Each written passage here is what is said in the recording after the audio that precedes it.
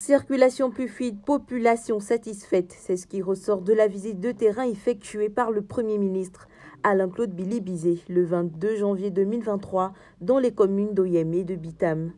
Une descente de terrain qui a permis de constater une nette avancée des travaux. Après le lancement des travaux de réhabilitation des voiries dans ces deux communes, alors qu'il était encore au poste de vice-premier ministre, Alain-Claude Billy-Bizet, accompagné d'une délégation ministérielle dont le ministre des Infrastructures, Toussaint Kounaïman, s'est à nouveau rendu dans ces localités. Nous avons eu le regret de constater que les voiries étaient quand même dans un état de dégradation avancé. Quelques semaines plus tard, après avoir mobilisé des entreprises qui sont à pied d'œuvre déjà depuis un mois et demi, nous sommes quand même heureux de constater qu'il y a une nette amélioration. Le trafic est plus fluide. Une amélioration qui vient à point nommé pour le bonheur des populations. Pour nous les élèves, ça nous facilite déjà pour partir à l'école. Déjà, il y avait déjà un problème de taxi parce que la route n'était pas vraiment bonne.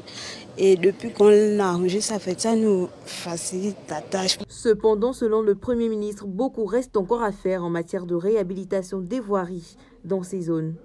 Nous étions à Oyem il y a quelques semaines.